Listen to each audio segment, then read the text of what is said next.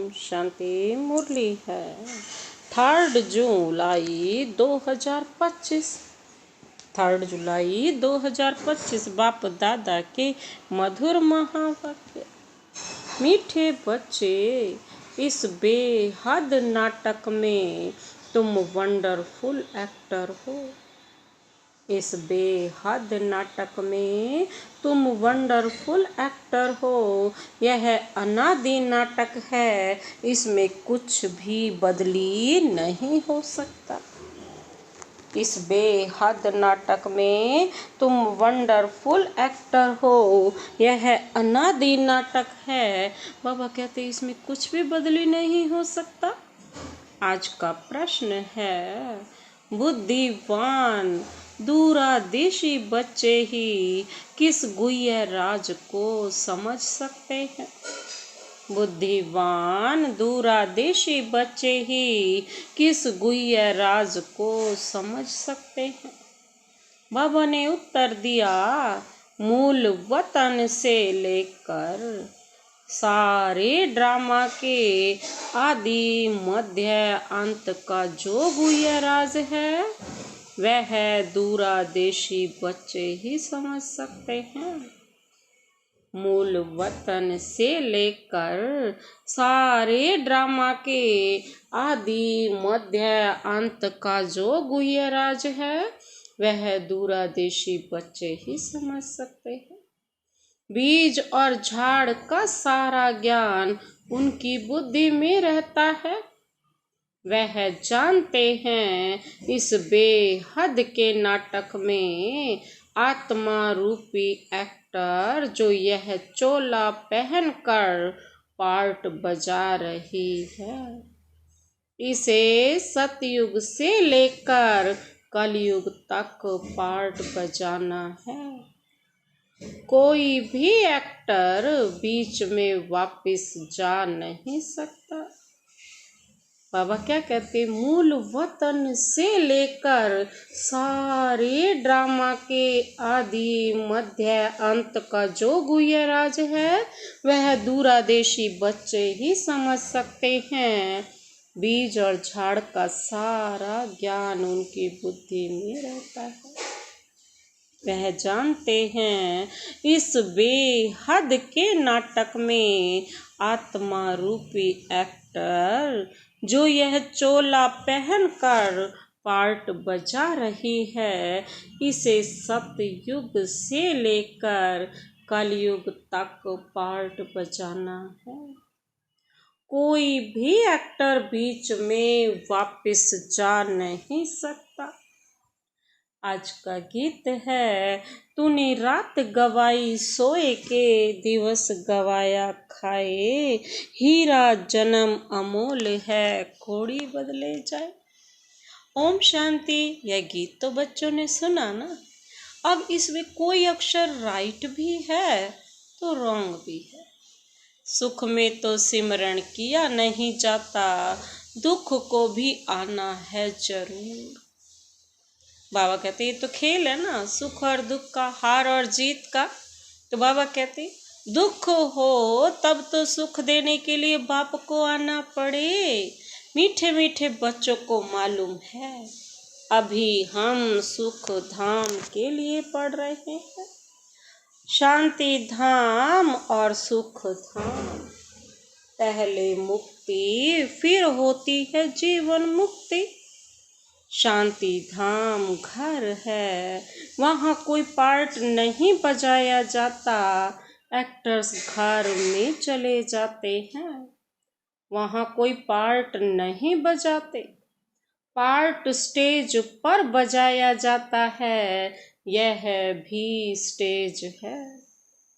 जैसे हद का नाटक होता है ना, वैसे यह बेहद का नाटक है। इनके आदि मध्य अंत का राज सिवाय बाप के कोई और समझा न सके। वास्तव में यह यात्रा अथवा युद्ध अक्षर सिर्फ समझाने में काम में लाते हैं। बाकी इसमें युद्ध आदि कुछ है नहीं। यात्रा भी अक्षर है, बाकी है तो याद। याद करते करते पावन बन जाएंगे। बाबा कहते यह यात्रा भी पूरी यहाँ ही होगी, कहाँ जाना नहीं है। बच्चों को समझाया जाता है, पावन बन कर घर जाना है। आप पवित्र तो जा ना सके, अपने को आत्मा समझना है।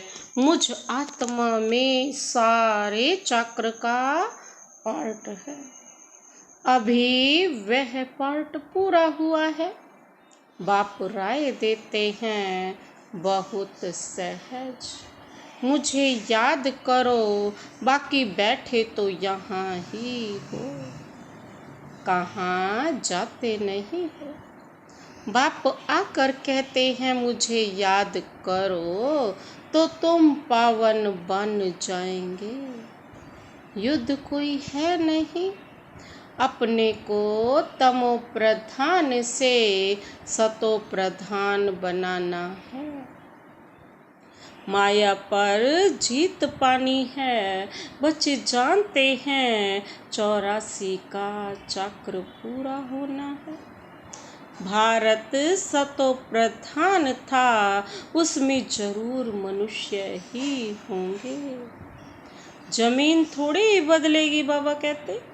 अभी तुम जानते हो हम सतो प्रधान थे, फिर तमो प्रधान बने, अब फिर सतो प्रधान बनना है।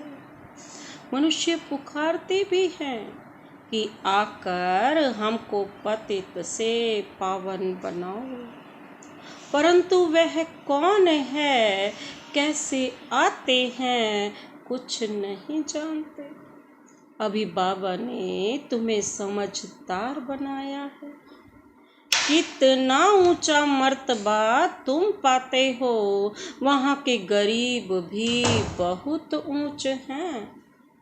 यहाँ के साहूकारों से भल कितने भी बड़े बड़े राजाएं थे, धन बहुत था, परंतु है तो विकारी ना।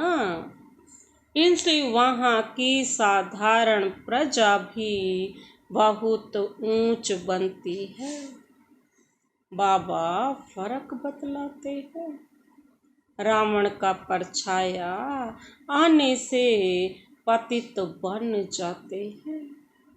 निर्विकारी देवताओं के आगे अपने को पतित कह माथा जाकर टेकते हैं। बाप यहाँ आते हैं तो फट से ऊंच चढ़ा देते हैं। बाबा तो एक ही बारी एक सेकंड में ही नशा चढ़ा। सेकंड की बात है ना। अभी बाप ने तीसरा नेत्र दिया है ज्ञान का। तुम बच्चे दूरादेशी बन जाते हो। ऊपर मूल वतन से लेकर सारे ड्रामा का चक्र तुम्हारी बुद्धि में याद है। जैसे हद का ड्रामा देख कर फिर आई सुनाते हैं ना, क्या क्या देखा बुद्धि में भरा हुआ है, जो वर्णन करते हैं आत्मा में भर कर आते हैं। फिर आकर डिलीवरी करते हैं। यह है फिर है बेहद की बातें। तुम बच्चों की बुद्धि में इस बेहद ड्रामा के आदि मध्य अंत का राज रहना चाहिए, जो रिपीट होता रहता है। उस हद के नाटक में तो एक एक्टर निकल जाता है, तो फिर बदले में दूसरा आ सकता है। कोई बीमार हुआ ना, तो उनके बदले भी फिर दूसरा ऐड कर देंगे। और बाबा कहते यह तो चैतन्य ड्रामा है, इसमें जरा भी अदली बदली नहीं हो सकती। तुम बच्चे जानते हो हम आत्मा हैं, यह शरीर रूपी चोला है जो पहन कर हम बहु रूपी पार्ट बजाते हैं। नाम रूप देश फीचर्स बदलते जाते हैं। एक्टर्स को अपनी एक्ट का तो मालूम होता है ना। बाप बच्चों को यह चक्र का राज तो समझाते रहते हैं। सतयुग से लेकर कलयुग तक आते हैं, फिर जाते हैं, फिर नए सिर आकर पार्ट बजाते हैं। इनकी डिटेल समझाने में टाइम लगता है। बीज में भल नॉलेज है, फिर भी समझाने में टाइम तो लगता है ना। तुम्हारी बुद्धि में सारा बीज और झाड़ का राज है। सो भी जो अच्छे बुद्धिवान हैं वही समझते हैं कि इसका बीज ऊपर में है। इनकी उत्पत्ति, पालना और संहार कैसे होता है, इसलिए त्रिमूर्ति भी दिखाया है। बाबा कहती है समझानी जो बाप देते हैं और कोई भी मनुष्य दे न सके। जब यहाँ आए तब पता पड़े, इसलिए तुम सबको कहते हो यहाँ आकर समझो। कोई कोई बहुत कट्टर होते हैं तो कहते हैं हमको कुछ सुनना नहीं है। कोई तो फिर सुनते भी हैं, कोई लिटरेचर लेते हैं, कोई नहीं लेते हैं। तुम्हारी बुद्धि अभी कितनी विशाल दूरदेशी हो गई है। तीनों लोकों को तुम जानते हो। मूल वतन जिसको निराकारी दुनिया कहा जाता है, बाकी सूक्ष्म वतन का कुछ भी है नहीं। कनेक्शन सारा है मूल वतन और स्थूल वतन से। बाकी सूक्ष्म वतन तो थोड़ा टाइम के लिए है। बाकी आत्माएं सब ऊपर से यहाँ आती हैं पार्ट बजाने। यह झाड़ सब धर्मों का नंबरवार है। यह है मनुष्यों का झाड़ और बिल्कुल एक्यूरेट है। कुछ भी आगे पीछे हो न सके। ना आत्माएं और ना और कोई जगह बैठ सकती हैं। आत्माएं ब्रह्म मह तत्व में खड़ी होती हैं, जैसे स्टार्स आकाश में खड़े हैं। यह स्टार्स तो दूर से छोटे छोटे देखने में आते हैं तो बड़े, लेकिन आत्मा तो न छोटी बड़ी होती है, न विनाश को पाती है। तुम गोल्डन एज में जाते हो, फिर आयरन एज में आते हो। बच्चे जानते हैं हम गोल्डन एज में थे, अब आयरन एज में आ गए हैं, कोई वैल्यू नहीं रही है। भल माया की चमक कितनी भी है, परंतु यह है रावण की गोल्डन एज, और वह है ईश्वरीय गोल्डन एज। मनुष्य कहते रहते हैं 5-6-7 वर्षों में इतना अनाज होगा, जो बात मत पूछो। देखो उन्हों का प्लान क्या है और तुम बच्चों का प्लान क्या है। बाप कहते हैं मेरा प्लान है पुरानी को नया बनाना, और तुम्हारा एक ही प्लान है, जानते हो। बाप की श्रीमत से हम अपना वर्षा ले रहे हैं। बाबा रास्ता बताते हैं, श्रीमत देते हैं, याद में रहने की मत देते हैं। मत अक्षर तो है ना, संस्कृत अक्षर तो बाप नहीं बोलते हैं। बाप तो हिंदी में ही समझाते रहते हैं, भाषाएं तो ढेर है ना। इंटरप्रेटर भी होते हैं जो सुनकर फिर सुनाते हैं। हिंदी और इंग्लिश तो बहुत जानते हैं, पढ़ते हैं। बाकी माताएं घर में रहने वाली इतना नहीं पढ़ती हैं। आजकल विलायत में अंग्रेजी सीखते हैं, तो फिर यहाँ आने से भी इंग्लिश बोलते रहते हैं। हिंदी बोल ही नहीं सकते। घर में आते हैं तो माँ से इंग्लिश में बात करने लग पड़ते हैं। वह बेचारी मूंझ पड़ती है, हम क्या जाने इंग्लिश से। फिर उनको टूटी फूटी हिंदी सीखनी पड़े। सतयुग में तो एक राज्य एक भाषा थी, बाबा कहते हैं। संस्कृत भाषा, वहाँ तो एक ही भाषा थी ना, अनेक भाषाएं हैं ही नहीं। एक राज्य एक भाषा थी जो अब फिर से बाबा स्थापन कर रहे हैं। हर 5000 वर्ष बाद यह सृष्टि का चक्र कैसे फिरता है, सो बुद्धि में रहना चाहिए। अब एक बाप की ही याद में रहना है। यहाँ तुमको फुर्सत अच्छी रहती है। सवेरे में स्नान आदि कर बाहर घूमने फिरने में बड़ा मजा आता है। अंदर में यही याद रहे, हम सब एक्टर्स हैं। यह भी अभी स्मृति आई है। बाबा ने हमको 84 के चक्र का राज बताया है। हम सब तो प्रधान थे, यह बड़ी खुशी की बात है। मनुष्य घूमते फिरते हैं, उनकी कुछ भी कमाई नहीं।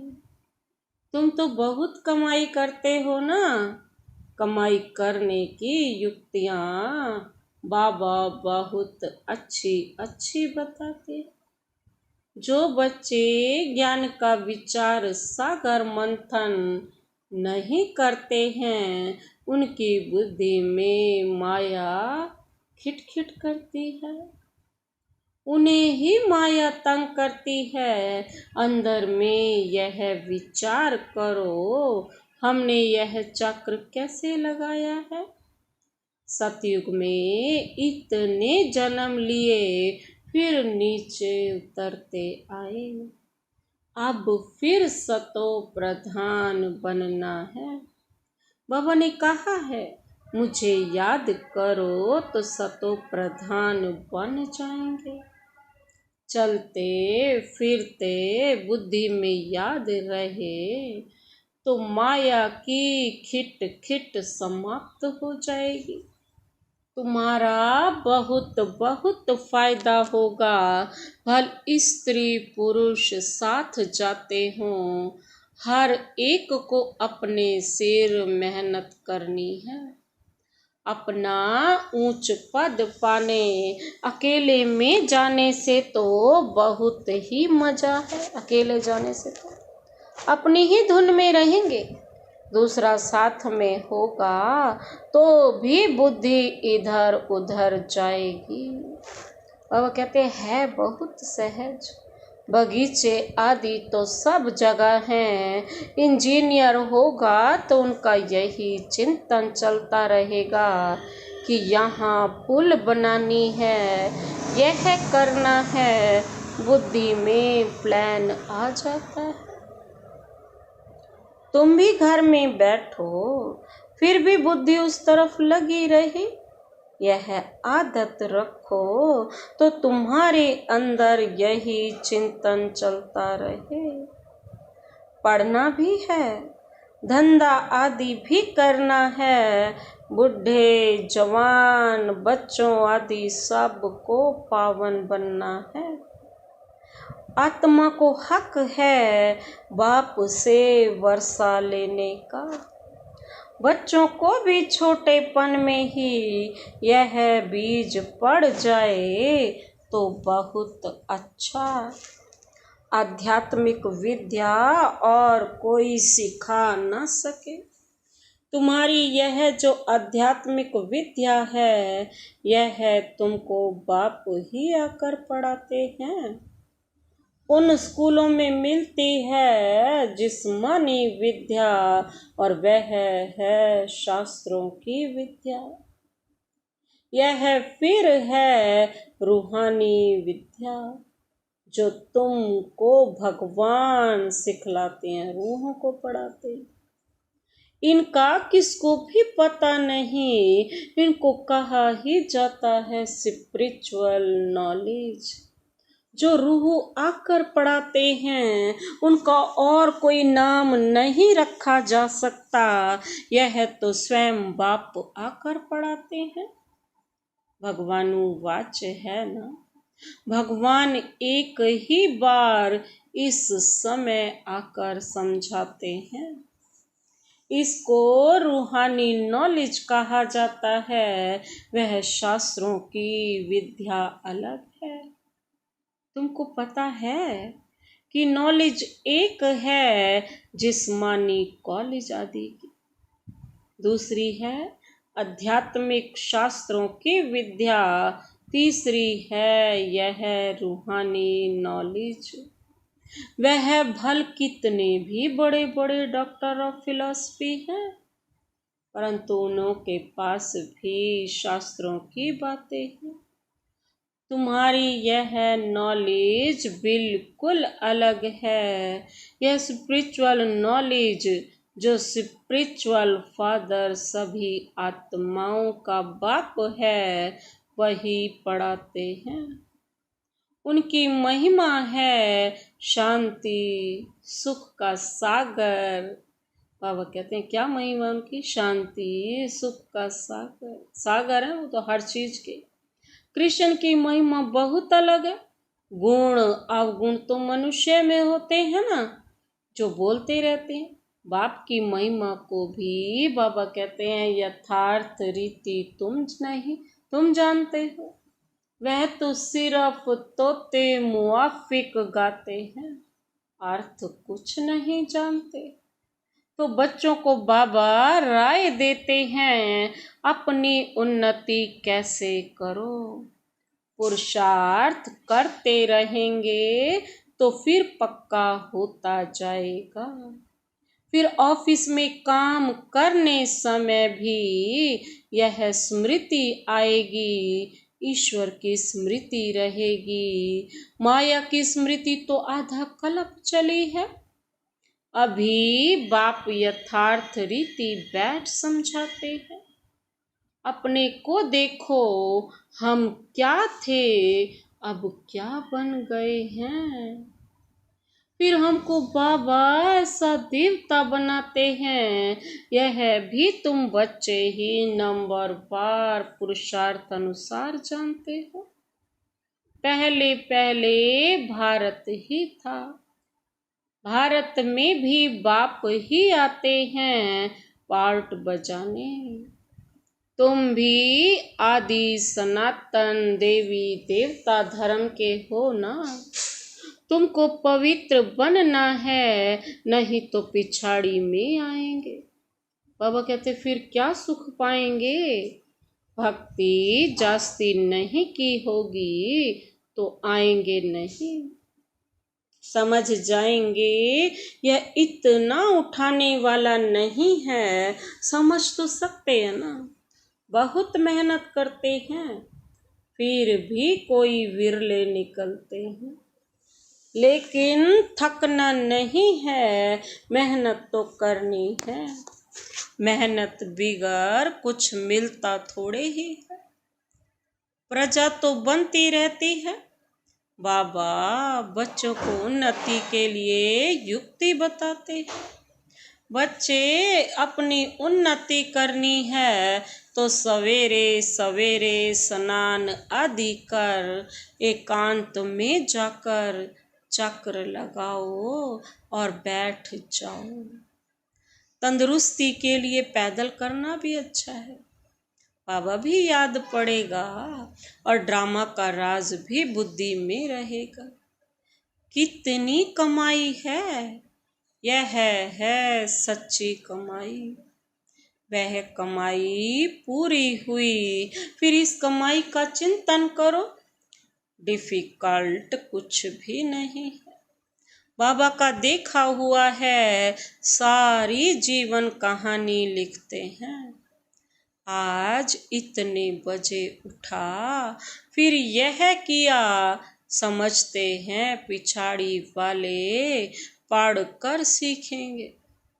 बड़े बड़े मनुष्यों की बायोग्राफी पढ़ते हैं ना, बच्चों के लिए लिखते हैं, फिर बच्चे भी घर में ऐसे अच्छे स्वभाव के होते हैं। अभी तुम बच्चों को पुरुषार्थ कर सतो प्रधान बनना है। सतो प्रधान दुनिया का फिर से राज्य लेना है। तुम जानते हो, कलप कलप हम राज्य लेते हैं और फिर गंवाते हैं। तुम्हारी बुद्धि में यह सब है, यह है नई दुनिया। बाबा कहते हैं नए धर्म के लिए नई नॉलेज। इसीलिए तो मीठे मीठे बच्चों को फिर भी समझाते हैं, हर कलप समझाते हैं। जल्दी जल्दी पुरुषार्थ करो, शरीर पर भरोसा थोड़े ही है। आजकल मौत बहुत इजी हो गया है, वहाँ अमर लोक में ऐसे मृत्यु कब होती नहीं। यहाँ तो बैठे बैठे कैसे मर जाते हैं। इसलिए अपना पुरुषार्थ करते रहो, जमा करते रहो। अच्छा, मीठे मीठे सिकिलधे बच्चों प्रति मात पिता बाप दादा का याद प्यार और गुड मॉर्निंग।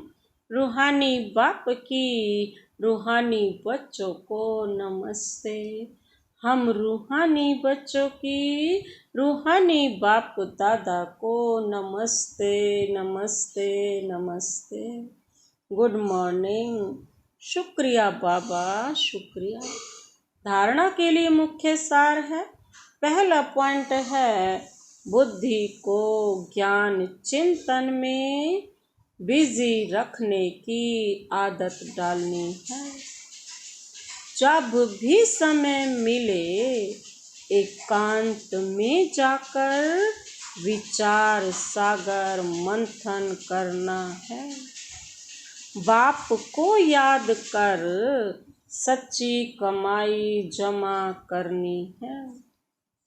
बुद्धि को ज्ञान चिंतन में बिजी रखने की आदत डालनी है। जब भी समय मिले एकांत में जाकर विचार सागर मंथन करना है। बाप को याद कर सच्ची कमाई जमा करनी है।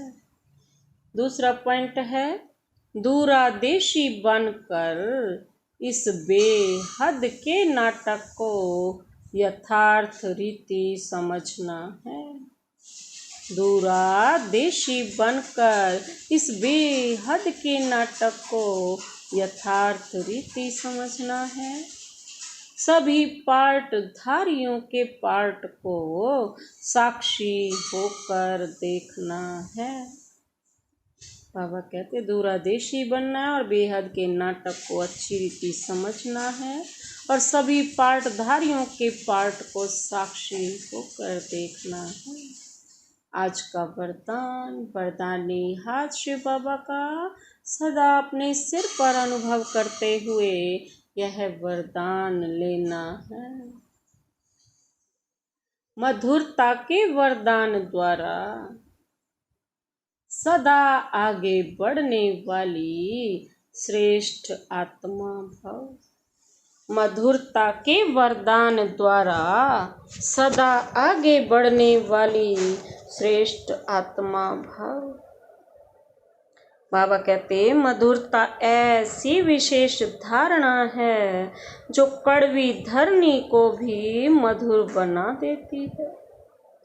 किसी को भी 2 घड़ी मीठी दृष्टि दे दो, मीठे बोल दो तो किसी भी आत्मा को सदा के लिए भरपूर कर देंगे।